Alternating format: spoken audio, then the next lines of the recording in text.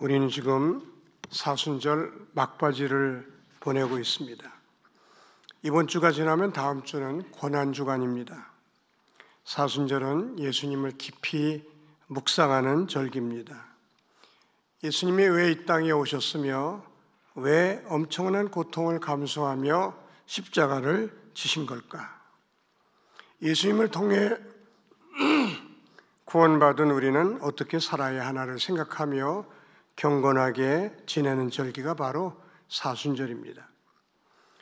우리가 이렇게 예수님을 깊이 생각하는 이유는 예수님을 따르기 위해서입니다. 믿음이란 예수님이 어떤 분인가를 바로 알고 그 예수님을 따르는 것을 믿음이라고 말합니다.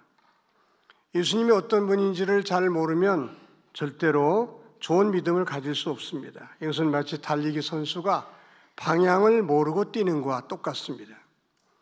그러나 비록 방향을 잡았다 할지라도 실제로 달리지 않는다면 아무 소용이 없듯이 예수님에 대해서 잘 알고 있다 할지라도 예수님을 따르지 않는다면 그것은 더 이상 믿음이라고 말할 수가 없는 것입니다. 오늘 말씀의 시작은 13절부터 시작이 됩니다. 예수님이 제자들에게 이렇게 묻습니다. 세상 사람들이 나를 누구라고 하더냐? 제자들이 대답하기를 어떤 이는 세례 요한, 어떤 이는 엘리야, 어떤 이는 예레미야, 어떤 이는 선지자 중에 하나라고 대답합디다. 그럼 너희들은 나를 누구라고 생각하느냐? 베드로가 나섰습니다. 주는 그리스도시요 살아계신 하나님의 아들이십니다. 100점짜리 대답입니다. 베드로의 대답에 만족하신 주님은 베드로에게 먼저 큰 복을 약속해 주십니다. 바요나 시몬아 네가 복이 있도다. 이를 네게 알게 한 이는 혈육이 아니요 하늘에 계신 네 아버지시니라. 너는 베드로라 내가 이 반석 위에 내 교회를 세우리니 음부의 권세가 이기지 못하리라.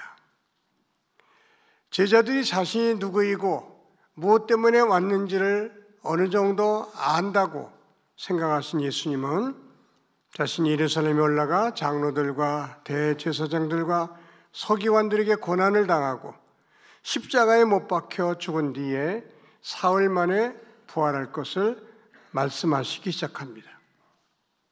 그 말을 들은 베드로가 당황했습니다. 그리고 예수님을 가로막으면서 이렇게 말합니다. 예수님이 돌아가시다니요? 그건 말도 되지 않습니다. 저는 예수님이 돌아가시도록 그냥 놔두지 않겠습니다. 항변했다 그랬습니다. 우리나라 성경에는 항변이라고 했는데 원문 성경에는요 책망이란 뜻이 있다고 합니다. 베드로는 감히 예수님을 책망하면서 예수님의 십자가의 길을 가로막은 것입니다. 그때 예수님이 베드로를 향해서 무섭게 꾸짖습니다. 사탄아 물러가라. 너는 나를 넘어지게 하는 자로다. 네가 하나님의 일을 생각지 않고 도리어 사람의 일을 생각하는도다. 아무든지 나를 따라오려거든 자기를 부인하고 자기 십자가를 지고 나를 쫓을 것이니라. 베드로가 예수님의 책망을 받았던 가장 중요한 이유는 무엇입니까? 그가 하나님의 일보다 사람의 일을 생각했기 때문입니다. 그러면 하나님의 일은 뭐고 사람의 일은 무엇입니까? 흔히 우리가 생각하기를 하나님의 일은 교회 안에서 하는 일, 교회 안에서 봉사하는 일이 하나님의 일이고 교회 밖의 일, 즉 내가 먹고 살고 위에서 하는 일은 세상 일 혹은 사람의 일이라고 생각하기가 쉽습니다. 그래서 가끔 집사님들이 저한테 이런 말을 합니다. 제가 너무 바빠서요. 교회에서 봉사를 못합니다. 목사님, 너무 죄송해요. 제가 교회에서 마음껏 봉사할 수 있도록 기도 좀 해주세요. 정말 교회 안에서 하는 일만 하나님의 일이고 교회 밖에서 하는 일, 즉 내가 먹고 살기 위해서 하는 일은 사람의 일입니까? 절대로 그렇지 않습니다. 오히려 교회 안에서 하는 일이 사람의 일이 될 수 있고 교회 밖에서 하는 일이 하나님의 일이 될 수 있습니다. 그 이유가 뭔지 아십니까? 일하는 목적이 무엇이냐에 따라서 갈라지기 때문입니다. 우리가 교회에서 주님의 일을 할지라도 내 만족이나 내 이름을 드러내기 위해서, 내 영광을 위해서 한다면 그것이 곧 사람의 일이 되는 것입니다. 그러나 생계를 위해서 직장을 다니고 남의 집 파출부를 다녀도 나는 하나님의 영광을 위해서 살고 나는 하나님을 기쁘시게 드리는 것이 내 삶의 목적이다. 그런 목적을 위해서 사는 사람이라면 그가 하는 모든 일이 다 하나님의 일이 되는 것입니다. 그래서 골로새서 3장 22절에 종들아 모든 일에 육신의 상전들에게 순종하되 사람을 기쁘게 하는 자와 같이 눈가림만 하지 말고 오직 주를 두려워하여 성실한 마음으로 하라. 무슨 일을 하든지 마음을 다하여 죽게 하듯 하고 사람에게 하듯 하지 말라고 말씀하셨습니다. 성도들에게는 모든 일이 하나님의 일이 될 수 있기에 주인 되시는 주님께 하듯 해야지 사람의 눈에만 들게 해서는 안 된다는 말씀입니다. 왜 베드로가 예수님의 심한 책망을 받았습니까? 그는 예수님을 따르면서도 예수님을 통해서 자신이 받아야 할 영광, 자신이 받을 유익만 생각하면서 주님을 따랐기 때문에 내가 사람의 일을 생각한다고 책망하셨던 것입니다. 하나님 일을 하면서도 실상은 사람의 일을 하는 사람도 많이 있습니다. 한 번은 예수님이 제자들을 둘씩 짝을 지어서 전도를 보냈어요. 저녁 무렵에 그들이 돌아와서 보고를 합니다. 예수님, 얼마나 기뻤는지 몰라요. 귀신이 쫓겨나고 능력이 나타나고 사람이 회개하고 돌아오는데 아주 신나는 하루였습니다. 의기가 등등해서 보고하는 그 제자들의 모습을 보신 예수님이 이렇게 말씀하십니다. 불법을 행한 자들아 내게서 떠나가라. 내가 너희를 도무지 알지 못한다. 여러분, 영혼을 구하는 일이 얼마나 귀한 일입니까? 귀신을 쫓아낸다는 게 이게 보통 일입니까? 능력을 행했다는 것은 얼마나 또 부러운 일입니까? 그런데 왜 불법을 행한 자들아 내게서 떠나가라고 말씀하셨을까요? 그들은 이런 목적을 자기 영광에다 두었고 자기 만족에 두었고 자기 이름이 높아지는 데 사용했기 때문에 그 사람들은 하나님의 일을 병자해서 사람의 일을 했기 때문입니다. 우리가 교회 일을 하든 가정 일을 하든 직장에서 일하든 언제나 하나님을 생각하고 하나님께 영광 돌릴 마음으로 그 일을 감당하는 저와 여러분이 되시기를 바랍니다. 본문이 주는 두 번째 교훈은 주님을 따르려면 자신을 부인해야 한다고 하는 것입니다. 예수님은 아무든지 나를 따르려거든 자신을 부인하고 자기 십자가를 지고 나를 쫓을 것이니라고 말씀해 주셨습니다. 자신을 부인한다는 말은 삶의 주도권을 주님께 넘겨드린다 하는 뜻입니다. 더 이상 내가 주인이 아니라 내 삶의 주인은 하나님이라고 고백하는 그 믿음을 가지고 사는 사람을 자기를 부인한 사람이다. 그렇게 말하는 것입니다. 원래 이 세상의 주인은 하나님이십니다. 저와 여러분의 인생의 주인도 하나님이십니다. 그러나 죄를 범하고 타락한 인간들이 그 하나님을 끌어내리고 그 자리에 사람이 들어 앉은 것입니다. 그리고 세상을 다스리고 자신을 다스리기 시작합니다. 그 결과 이 세상은 타락한 세상이 되었고 저와 여러분은 불행한 삶을 살게 된 것입니다. 누가복음 16장에 보면 둘째 아들이 아버지 그늘 아래 사는 것이 싫어서, 아버지의 다스림을 받는 것이 싫어서 자기 몫을 챙겨 먼 나라로 도망을 갑니다. 그 아들이 먼 나라로 가는 이유가 무엇이겠습니까? 자기 마음대로 살고 싶어서, 자기 마음대로 하고 싶어서, 자신이 자신의 주인이 되고 싶어서 그는 아버지의 집을 떠나 먼 나라로 가버린 것입니다. 그 둘째 아들의 종말은 무엇입니까? 입을 것도 먹을 것도 잠잘 것도 없는 비참한 인생이 되고 만 것입니다. 여러분, 우리가 비행기를 오래 탔다고, 비행기를 오래 타서 비행기에 대해서 잘 안다고 어느 날 조종실 문을 두드립니다. 왜 그러세요? 그랬더니 제가 비행기를 한번 조종해 보고 싶어서요. 제가 한번 조종해 보면 안 될까요? 만약 그렇게 말하는 사람이 있다면 그 사람은 미친 사람일 것입니다. 비행기는 비행기 조종사가 운전해야 안전합니다. 비행 항로보다 더 중요한 항로가 저와 여러분의 인생 항로입니다.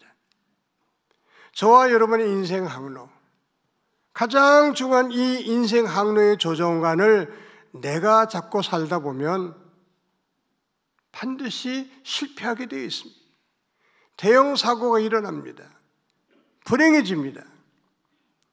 그러나 이 인생의 조종관을 전능하신 우리 주님께 맡겨드리고 주님이 내 인생을 인도해 주신다면 저와 여러분은 평안하고 안전한 인생 항로를 날게 될 줄로 믿습니다.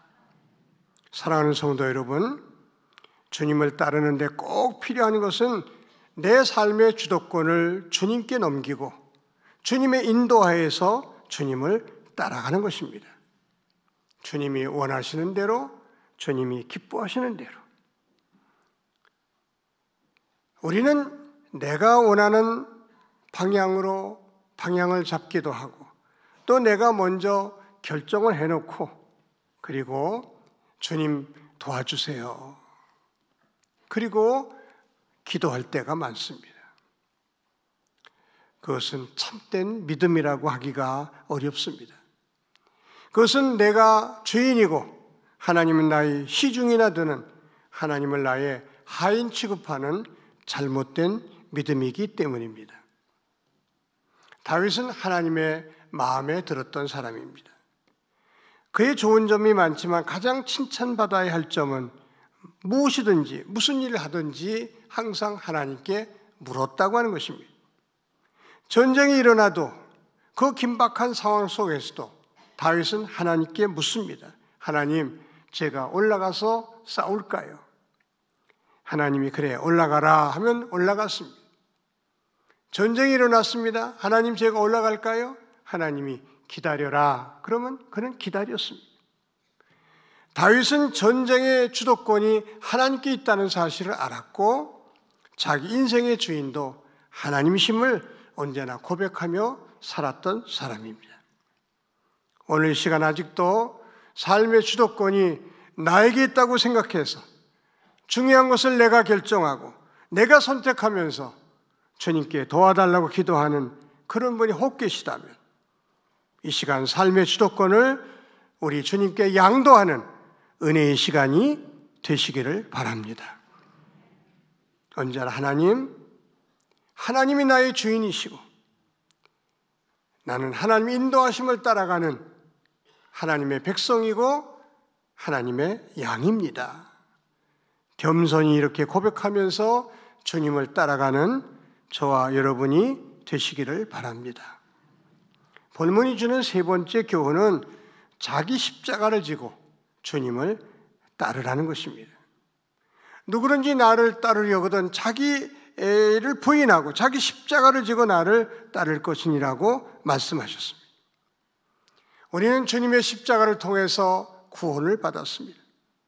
주님이 진 십자가를 통해서 죄 문제, 죽음의 문제를 해결받고 그리고 영생을 선물로 받았습니다. 그렇게 해서 우리는 복된 하나님의 백성이 된 것입니다. 이런 저와 여러분에게 주님은 이제 말씀하십니다. 이제 너희가 나를 따라와야 된다. 나를 따라오되 자기를 부인할 뿐만 아니라 너의 십자가를 지고 나를 따라야 할 것이야. 이렇게 말씀하신 것입니다. 여기서 말하는 자기 십자가란 무엇을 의미합니까? 첫째는 예수를 믿다가 당하는 핍박을 의미합니다. 우리가 예수 믿다가 보면 핍박 당할 때가 있습니다. 믿지 않은 가족에게 핍박 당할 때도 있고, 군대에서는 동료들에게 혹은 상관들에게 핍박을 당할 때도 있습니다. 또 사회생활을 하다 보면 회사 상사에게 핍박을 받을 수도 있습니다. 우리 교우들 중에는 새 명절만 되면 괴롭고 힘든 사람들이 여럿 있습니다. 집안 어른들은 제사를 드리라고 강요하는데 도저히 신앙 양심상 제사를 드릴 수는 없고, 그렇다고 어른의 말씀을 거역하기도 힘들고, 이래저래 고단하고 힘들고 괴로운 명절입니다. 저도 제사 문제 때문에 오랫동안 고통을 맛봤던 사람입니다. 믿지 않는 사람들의 탄압 때문에 눈물도 흘리고 때로는 집에서 쫓겨나기도 했습니다. 특별히 저희 어머니가 제 옷을 붙들고 엉엉 우시면서 얘야, 너 결혼한 다음에 네 마음껏 믿어라. 결혼하기 전엔 제발 교회 나가지 말고 함께 제사 지내자. 너 때문에 가정이 이렇게 분란이 일어나지 않냐. 눈물로 호소하시는 그 어머니의 손길을 뿌리치기는 정말 힘들고 어려웠습니다. 그때 주님이 제게 귀한 마음을 주셨어요. 내가 여기서 지면 내 영혼도 죽고 내 가족도 구원받지 못한다. 그러나 내가 네 믿음을 지키면 너도 살고 네 가족도 구원할 수 있단다. 저는 울며 저를 붙드시는 어머니의 손을 뿌리치고 담을 뛰어넘어 예배당으로 달려갔습니다. 그리고 눈물에 예배를 드렸습니다. 세월이 오래 흘러 하나님이 은혜 주셔서 저희 가족 한 사람 한 사람을 구원해 주셨습니다. 마침내 온 가족이 구원받는 축복을 누릴 수가 있었습니다. 사람에 따라서 때로는 그 핍박이 너무 힘들어서 타협하는 경우도 있고 엎드려 절을 하는 경우도 없지 않아 있습니다. 그러나 오늘 주님은 우리에게 말씀하십니다. 나를 따르려거든 자기 십자가를 지고 나를 따르라. 그 핍박이 힘들고 어려워도 주님이 주신 그 십자가를 생각하며 그 핍박을 견디고 이겨서 마침내 승리해야 된다고 말씀하고 있습니다. 사랑하는 성도 여러분, 내 핍박이 아무리 힘들고 어렵다 할지라도 주님이 주신 십자가, 주님이 매달린 십자가보다 더 힘들고 더 고통스럽겠습니까? 주님이 주신 십자가를 생각하며 핍박을 이겨내는 귀한 성도님들 되시기를 바랍니다. 또한 자기 십자가란 예수 믿으면서 믿음으로 살려다가 당하는 어려움을 의미하는 것입니다. 핍박은 아니지만 내가 믿음으로 살려고 하다 보니까, 바르게 살려고 힘쓰다 보니까, 정의롭게 살려고 애쓰다 보니까 본의 아니게 불이익을 당하고 고통을 당하고 어려움을 당할 수가 있다고 하는 것입니다. 이런 것들을 잘 감당하면서 나를 따라야 한다, 그렇게 말씀하신 것입니다. 공무원 생활을 꽤 오래 했던 분이 저에게 전화를 하셨어요. 목사님, 저 위해서 기도해 주세요. 무슨 기도를 드리면 좋을까요? 제가 돈 받지 않게 해주세요. 돈 안 받으면 되지 않습니까? 그게 힘들어요. 이분이 하는 일이 오폐수를 무단으로 방출하는가, 그거를 조사해서 그렇게 하는 사람은 고발하고 정식으로 오페스를 벌일 수 있도록 그렇게 하는 일이 우리 집사님의 일인데, 한두 사람 다니면은 뭐 괜찮겠는데 5명이 조를 짜러 다닌다는 거예요. 여기 회사하신 분들도 많이 계시고 많이들 들어서 아시겠습니다만, 그거 하나 고치는데 3천만 원, 5천만 원 듭니다. 공무원들 몇백씩 나눠주고 끝내면 돈이 많이 절약되니까 그렇게 많이 한다는 거예요. 그래서 그 팀이 그걸 받는데 자기만 안 받을 수가 없다는 거예요. 제가 이런 입장이니까 목사님, 제가 이거 안 받게 기도해 주세요. 우리 교회에 그런 공무원이 있다는 게 너무나 자랑스러웠습니다. 마치 내일처럼 기도하기 시작했습니다. 너무나 감사하게도 3개월 만에 뜻밖의 이분이 다른 데로 보직을 받았어요. 이분이 기뻐하면서, 목사님, 이제 돈 받을 걱정 안 해도 되니까 그렇게 마음이 편할 수가 없어요. 사랑하는 성도 여러분, 믿음으로 살려다 보면 이런저런 어려움이 오게 마련입니다. 내가 정직하게 살고 내가 정의롭게 살다 보면 뜻밖의 고통을 당할 때도 있고 어려움을 겪을 때도 있다고 하는 것입니다. 그러나 오늘 주님은 나를 따라오려거든 자기 십자가를 지고 나를 따라야 한다. 그 십자가, 그것이 믿음으로 살다가 겪는 어려움, 고통, 손해, 그거 감수하고 나를 따라야 한다. 그렇게 말씀해 주신 것입니다. 예수님은 마태복음 7장 13절에 좁은 문으로 들어가라. 멸망으로 인도하는 문은 크고 그 길이 넓어 그리로 들어가는 자가 많고, 생명으로 인도하는 문은 좁고 길이 협착하여 찾는 이가 적음이라. 믿음으로 사는 길은요, 좁은 길을 가는 거예요. 믿음으로 살다 보면 좁은 문을 들어갈 때가 있습니다.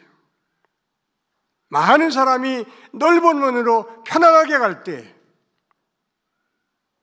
믿음으로 살기 때문에 좁은 길을 가야 되고 좁은 문을 가야 할 때, 그것을 내가 져야 할 십자가로 알고 감당하면서 주님을 따라야 된다고 하는 것입니다. 어떤 집단 내에서 많은 사람들이 오른쪽으로 갑시다 할 때에 그 길이 아님을 깨닫고 아니에요, 왼쪽으로 가야 합니다, 이렇게 말하기는 참으로 힘들고 어려운 일입니다. 그렇게 말하다가 따돌림을 당할 수도 있고 진급에 손해를 볼 수도 있습니다. 그러나 사랑하는 성도 여러분, 그것이 저와 여러분이 지고 가야 할 십자가임을 깨닫고 잘 감당하면서 주님을 따르는 저와 여러분이 되시기를 바랍니다. 마지막으로 십자가란 주님이 우리에게 주신 사명을 의미합니다. 나를 따라오려거든 내가 너에게 맡겨진 사명을 감당하면서 나를 따라야 한다는 뜻입니다. 우리 주님이 저와 여러분에게 주신 사명은 여러 가지입니다. 가정적인 사명, 교회적인 사명, 그리고 사회적인 사명이 있습니다. 첫째가 가정적인 사명입니다. 예수 믿고 구원받은 사람들은 자기 가족들을 잘 섬기고 가족을 행복하게 해주고 가족을 기쁘게 해줘야 하는 사명을 부여받은 사람들입니다. 예수 믿는 사람들이 자기 가족을 괴롭히고 힘들게 하고 어려움을 준다면 그 사람은 믿음의 사람이라고 말할 수가 없습니다. 자기 가족을 돌보지 않는 자는 불신자보다 더 악한이라고 성경은 말씀하고 있습니다. 자기 가족도 섬길 줄 모르는 사람이 어떻게 하나님을 기쁘시게 해드리고 어떻게 이웃을 유익하게 해줄 수가 있겠습니까? 두 번째가 교회적인 사명입니다. 교회는 주님의 몸이고 저와 여러분은 그 주님의 몸에 붙은 지체들입니다. 교회는 예수님의 머리시기 때문에 예수님이 명령하시는 대로 온 지체가 움직이듯이 우리는 주님의 뜻을 받들고 주님을 위해서 일해야 하는 사명자들입니다. 우리 몸의 지체, 손, 발, 심지어 손가락 하나하나 다 할 일이 있습니다. 눈, 코, 입 어느 하나 그냥 할 일 없이 붙어 있는 것은 없습니다. 마찬가지로 저와 여러분들이 다 사명이 있기 때문에 주님의 몸된 교회에 붙어 있는 지체들인 것입니다.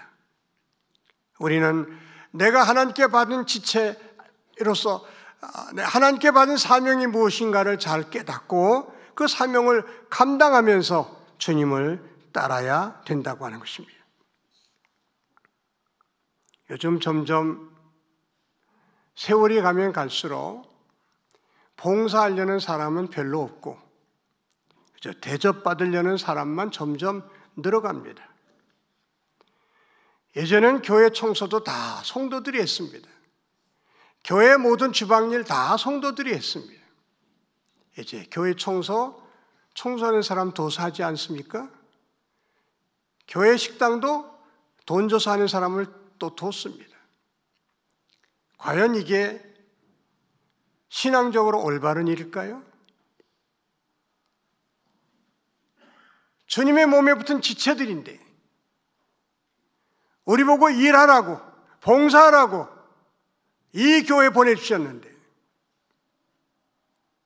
봉사는 하지 않고 대접만 받으려는 마음이 과연 올바른 믿음일까요? 저 서양교회가 이렇게 전부 돈으로 해결하다가 다 봉사하려는 사람은 하나도 없고 봉사 받으려는 사람만 있다 보니까 결국 교회가 문을 닫고 교회가 비참해졌습니다. 다윗이라는 사람이 하나님의 법궤를 옮기는데 오벳 에돔의 집에 법궤를 모셨는데 오벳 에돔이 큰 복을 받았어요. 그 소식을 들은 다윗이 하나님의 법궤를 왕궁으로 옮기는데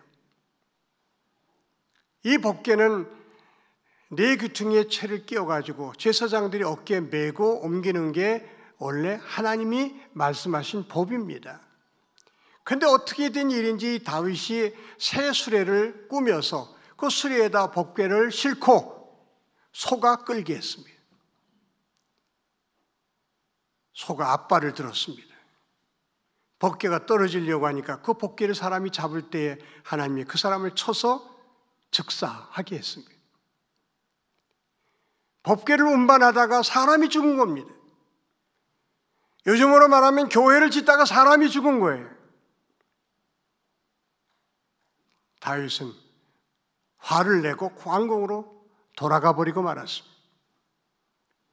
다윗이 화낼 일이 아니지요.